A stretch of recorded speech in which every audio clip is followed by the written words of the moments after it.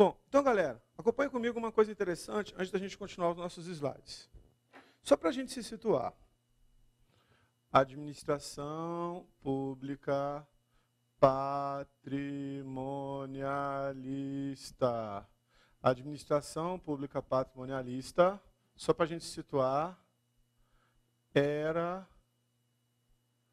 pré-Vargas, antes do presidente Vargas. Administração pública burocrática era Vargas. Presidente Getúlio Vargas. Administração pública gerencial, reforma gerencial, a gente tem o governo FHC. Tudo bem? Lembrando uma coisa importante, que essas aqui, ó, foram as duas reformas de verdade. A reforma burocrática e a reforma gerencial. Lembrando que entre a reforma burocrática e a reforma gerencial, houveram várias tentativas de reforma, né?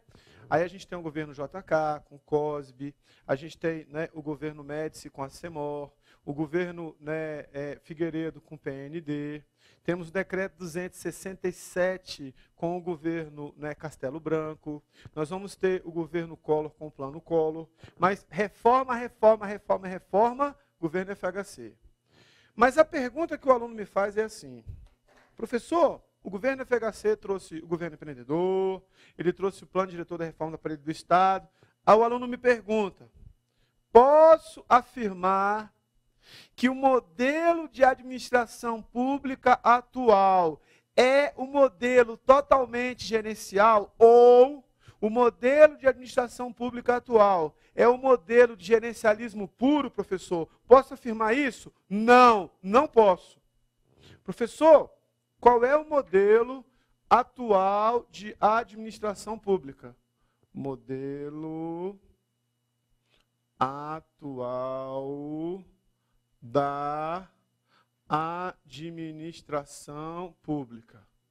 Qual que é o modelo atual da administração pública? Nós vamos ter aqui o modelo ou paradigma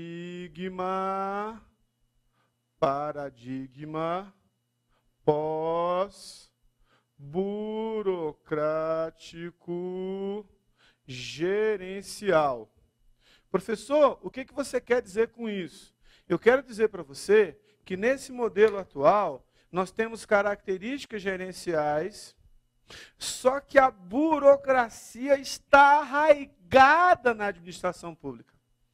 Eu não posso afirmar que mesmo depois da reforma do Estado, que aconteceu no governo FHC, nós temos um governo totalmente gerencial. Essa afirmativa não é verdadeira.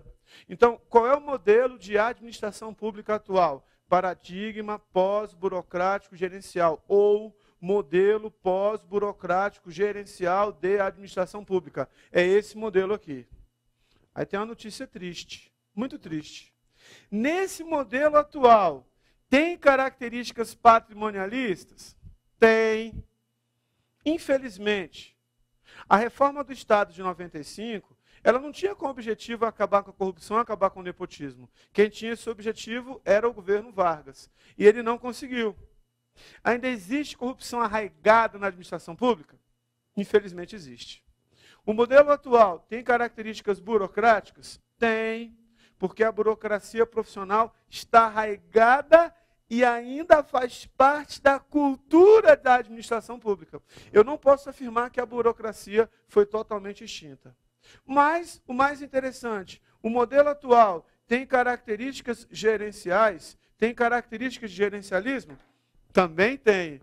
Aí é o grande lance, é a grande tônica da questão. Beleza?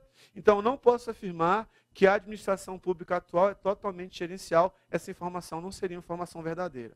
Beleza? Próximo slide. Aí eu falo disso.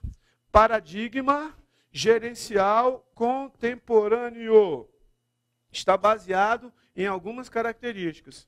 Quando eu falo paradigma gerencial contemporâneo, eu estou falando do modelo ou do paradigma pós-burocrático gerencial.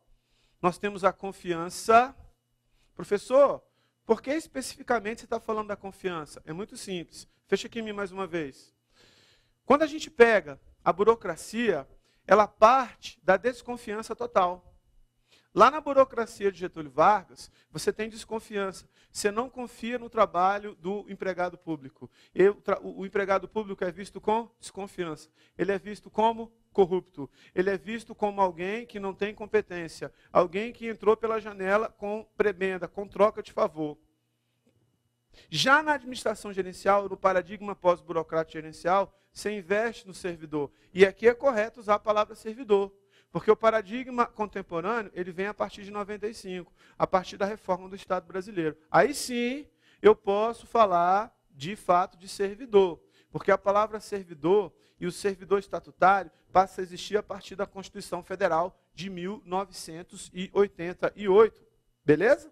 Tranquilo? Então agora a gente tem no paradigma atual confiança. Eu confio no servidor, eu vou investir no servidor, eu vou treinar o servidor, eu vou qualificar o servidor, vou dar mais liberdade para o servidor criar, para tocar projetos que beneficiem a administração pública.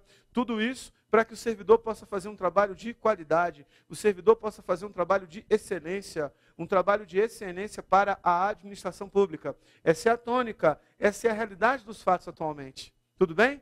Tranquilo? Sem dificuldade? Então, volta lá. Descentralização da decisão, formas flexíveis de gestão. Essa forma flexível já é a tônica do Decreto 200, e o governo FHC continua essa flexibilidade. Horizontalização das estruturas. A estrutura passa a ser horizontalizada, a estrutura passa a ser achatada, já vimos isso.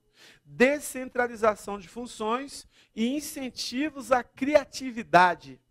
Ou seja, nesse paradigma gerencial contemporâneo, a gente vai se contrapor à ideia do formalismo e do rigor técnico da burocracia tradicional.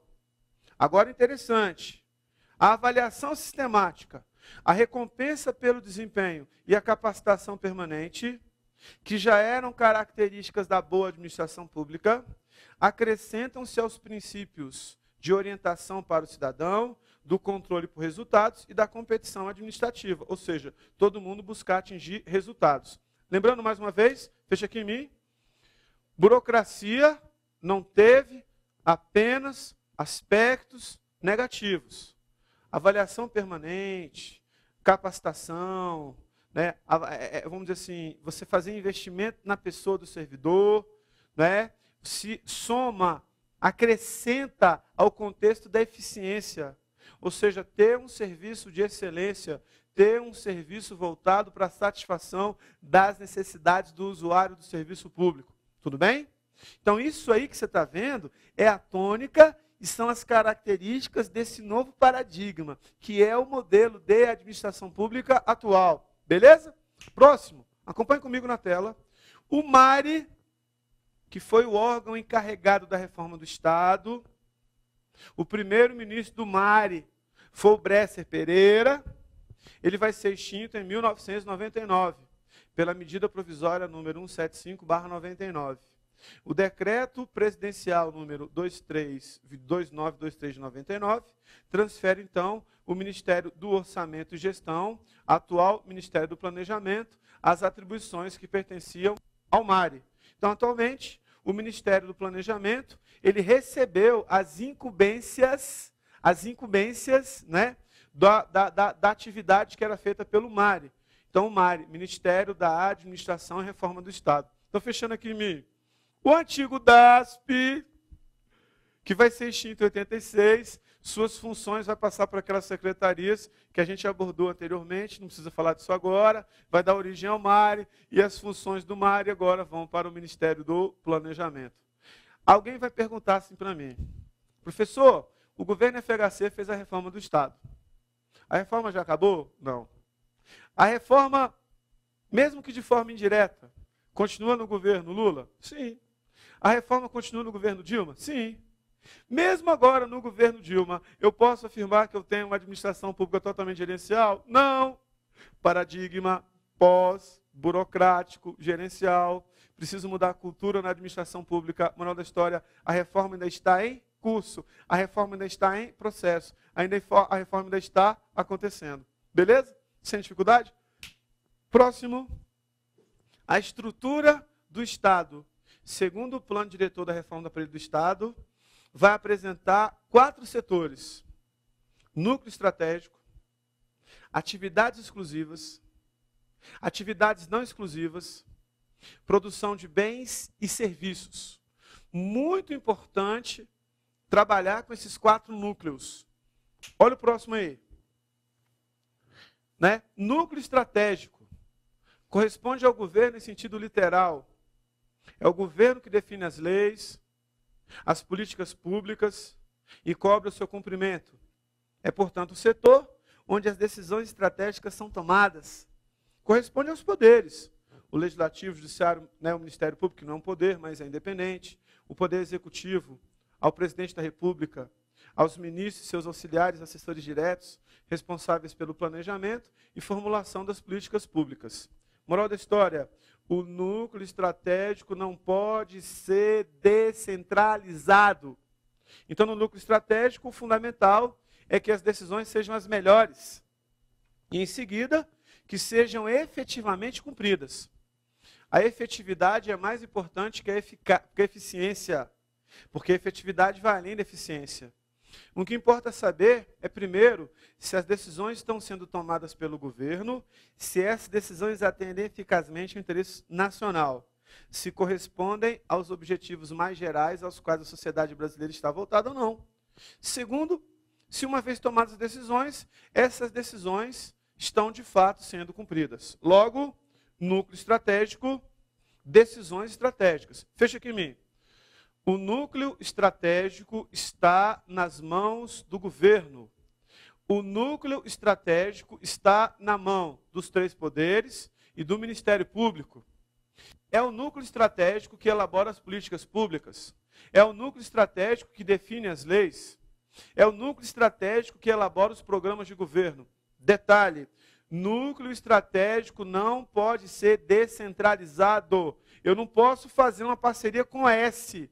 Eu só posso fazer parceria com a S quando for um setor de atividades não exclusivas do Estado. O núcleo estratégico é só do Estado, dos poderes. A atividade do núcleo estratégico é importantíssima. Para quê? Para elaborar políticas públicas, para elaborar planos, programas e ações que melhorem a qualidade de vida da população, que traga bem-estar geral, que as pessoas fiquem satisfeitas com os serviços que são prestados pela administração pública. Beleza? Sem dificuldade? Show? Próximo. Atividades exclusivas. Só o Estado pode realizar. Ou seja, a atividade exclusiva é prestada só pelo Estado. Nessa atividade exclusiva nós temos o poder extroverso do Estado. O poder de regulamentar, o poder de fiscalizar, o poder de fomentar. Só o Estado, como exemplo, pode fazer a cobrança, fiscalização de impostos. Só o Estado pode exercer, né, a questão da polícia da segurança pública. Só o Estado pode ter a previdência social básica. Eu não estou falando de previdência complementar. Só o Estado pode ser serviço de desemprego. Só o Estado pode fiscalizar o cumprimento de normas sanitárias, o serviço de trânsito, a compra de serviço de saúde pelo Estado. Só o Estado faz o controle do meio ambiente. Só o Estado faz subsídio, ele fomenta a educação básica. Só o Estado pode emitir passaportes. Nesse caso, não é efetividade como o núcleo estratégico, mas nesse caso impera a eficiência. A eficiência torna-se fundamental. O que importa é atender milhões de cidadãos com boa qualidade a um custo baixo. O cidadão tem que ficar satisfeito, o usuário do serviço público tem que ficar satisfeito, tem que ter eficiência, tem que ter qualidade na prestação do serviço prestado. E um detalhe, só o Estado pode prestar esse serviço que você está vendo aí. A ênfase é eficiência. Fecha aqui em mim. Atividade exclusiva não pode ser transferida para terceiros. Atividade exclusiva não pode ser transferida para a organização social. Não pode. Atividade exclusiva é exclusiva do Estado. Só o Estado pode realizar atividade exclusiva. Guarda essa informação. Informação importante. Só o Estado pode ter segurança pública. Só o Estado tem a capacidade de fomentar. Só o Estado pode fazer vigilância sanitária. Só o Estado pode fazer o serviço de fiscalização do meio ambiente. Não se pode passar esse serviço para terceiros. Não se pode delegar para terceiros. Só o Estado pode realizar esse serviço. Beleza? Tranquilo? Sem dificuldade? Próximo. Serviços não exclusivos. O setor onde o Estado atua simultaneamente, ao mesmo tempo, com outras organizações públicas não estatais e privadas. Quando eu falo organização pública não estatal, é uma organização que gerencia o patrimônio público, né? Só que ela não é dirigida por um órgão público, como, por exemplo, a direção que é feita de uma OS. As instituições desse setor não possuem o poder de Estado. Este, entretanto, está presente porque os serviços envolvem direitos humanos fundamentais, como a educação e a saúde, ou porque possuem economias externas relevantes, na medida que produzem ganhos que não podem ser apropriados por esse serviço através do mercado. As economias produzidas imediatamente se espalham para o resto da sociedade, não podendo ser transformadas em lucro. São exemplos desse setor: universidades, hospitais, centros de pesquisa e os museus. Também, nesse caso, a eficiência é fundamental. Fecha aqui em mim. Serviço não exclusivo é aquele que pode ser descentralizado. Porque o serviço não exclusivo, ele é um serviço que é executado pelo Estado e que é executado também por particulares. Então, esse serviço pode ser transferido. Ele pode ser transferido, por exemplo, para uma OS, para uma organização social. Pode? Pode, sem problemas, sem dificuldade nenhuma. Moral da história: nesse contexto de serviço não exclusivo do Estado, é que a gente vai ter a publicização. O que é publicização? Transferência para o setor público não estatal dos serviços não exclusivos do Estado. Quando eu falo para você setor público não estatal, significa dizer que o patrimônio é público, só que o patrimônio não é dirigido pelo Estado. Setor público não estatal. Patrimônio é público, só que o patrimônio não é gerido pelo Estado. Guarda essa informação.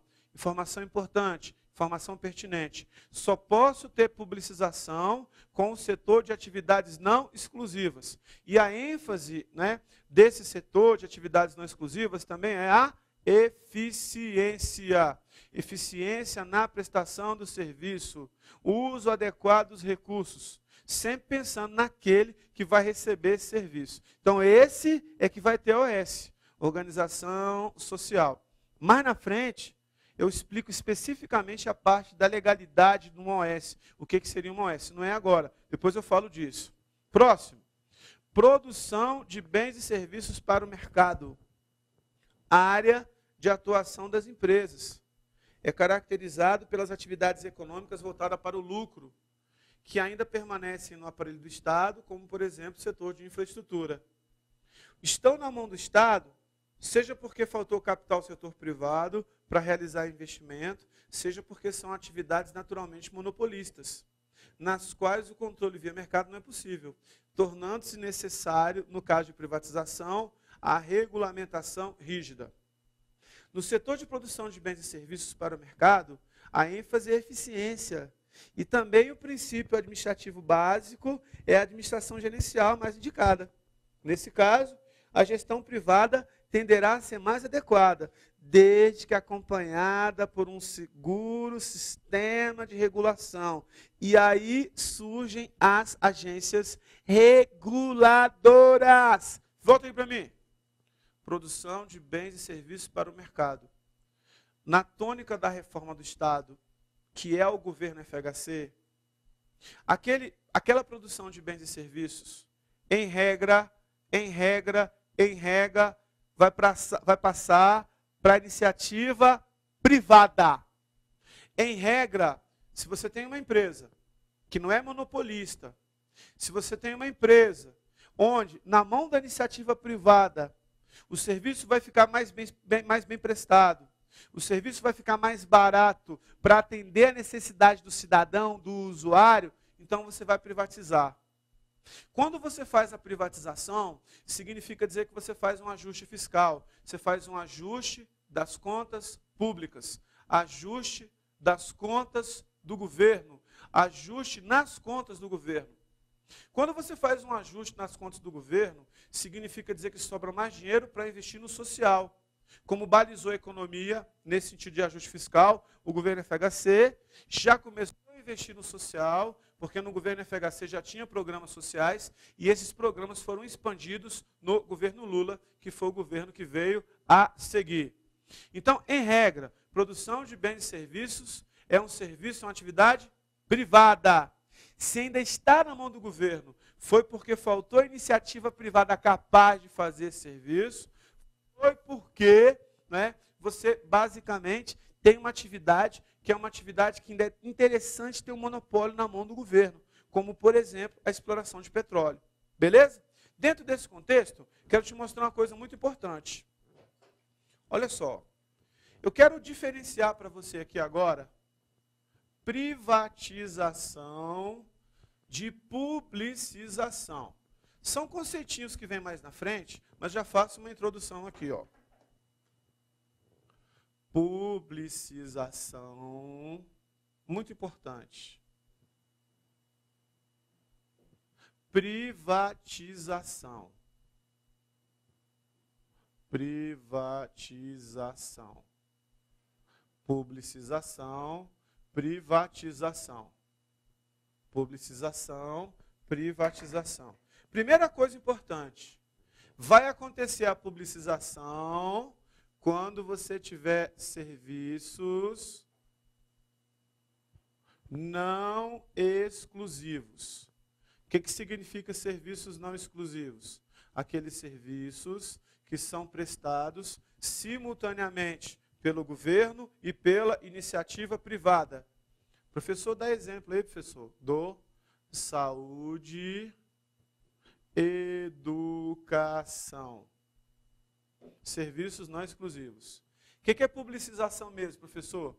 Publicização significa a transferência para o setor público não estatal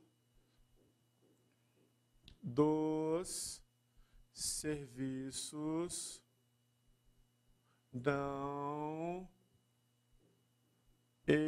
exclusivos do Estado. Transferência para o setor público não estatal. Quando eu falo para você setor público não estatal, significa dizer que o patrimônio continua sendo patrimônio público, como acontece no Hospital Sara Kubitschek, só que é não dirigido pelo Estado. Significa dizer que vai estar na mão de uma OS, vai estar na mão de uma organização social. Lembrando que eu já falei, essa OS ela não vai estar debaixo das regras burocráticas. Se a OS não vai estar debaixo das regras burocráticas, significa dizer que esta OS tende a fazer tudo com eficiência, com efetividade. Por que tudo com eficiência? Não vai ter sentido, né, você ter, por exemplo, não faltar determinados medicamentos. Não vai ter sentido faltar medicamento. Tem que ter tudo. Porque não está debaixo do trâmite burocrático. Não tem que, por exemplo, fazer licitação. Beleza? Detalhe importante. Essa OS junto ao governo federal, o governo federal, ele vai fazer com essa OS um contrato chamado contrato de gestão. E nesse contrato de gestão vai se exigir o cumprimento de metas. Então, em regra, a OS, a organização social, é sem fins lucrativos. ela vai gerenciar um hospital público, uma escola, uma universidade, que é uma atividade não exclusiva do Estado, e vai se exigir o cumprimento de metas. Então, isso aqui é o quê? Publicização. Não é correto afirmar que o Hospital Sara Kubitschek foi privatizado. Não é correto, porque ele não foi vendido. O patrimônio continua sendo do governo. É correto afirmar que houve a publicização. Aí é correto. Por outro lado, quando é que você vai ter privatização? Quando você tiver a produção de bens e a produção de serviços ao mercado, ou para o mercado, tanto faz. Produção de bens e serviços ao mercado. Vamos colocar para o mercado, para ficar mais bonito. Para o mercado. Em regra, essa atividade é uma atividade privada. Se é uma atividade privada, o governo tem que fazer essa atividade. Se o governo está fazendo essa atividade, e ele pode passar para a mão de quem faz melhor, com mais eficiência, a um custo mais baixo, que vai atender o usuário do serviço público e vai diminuir as contas do governo, significa dizer que nesse contexto é que nós temos a privatização.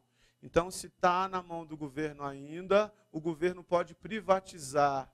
Significa dizer que o governo pode passar o patrimônio, vender o patrimônio, e o governo também vai passar a gestão. Isso é privatização. E também vai diminuir o tamanho do Estado. Você vai ter um Estado reduzido. O Estado vai ter um investimento menor. Ele vai dar dinheiro para pagar a dívida pública, para ajustar suas contas. E além de pagar a dívida, além de ajustar suas contas, o governo vai fazer o ajuste das suas contas e pode ter mais dinheiro para investir no social. Essa é a ênfase. Lembrando uma coisa importante. Se essa atividade ainda está na mão do governo, em regra não está. Em regra é atividade privada. Regra. Se essa atividade ainda está na mão do governo, exceção. 2 motivos. É uma atividade de interesse do Estado, é interesse ter um monopólio, como, por exemplo, a extração do petróleo. Quem manda, quem gerencia é o Estado, porque é uma riqueza do governo, é uma riqueza da nação, né? E também uma riqueza do Estado. Não há iniciativa privada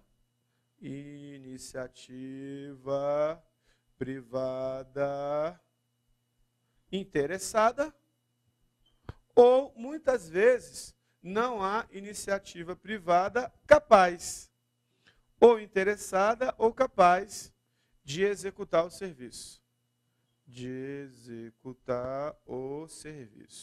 Ou não há iniciativa privada capaz, ou não há iniciativa privada interessada em executar esse serviço.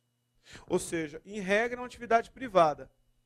Significa dizer que se está na mão do governo, essa atividade pode ser privatizada. Você vende a empresa. Quando você vende a empresa, entra dinheiro nos cofres públicos. Você ajusta as contas, você paga a dívida, você tem mais dinheiro para investir em receita de capital, que é obra, você também pode investir mais no social.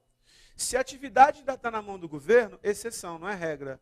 Exceção significa dizer que a partir dessa exceção, há um monopólio interessante pelo governo, ou não tem iniciativa privada capaz ou interessada em executar esse determinado serviço.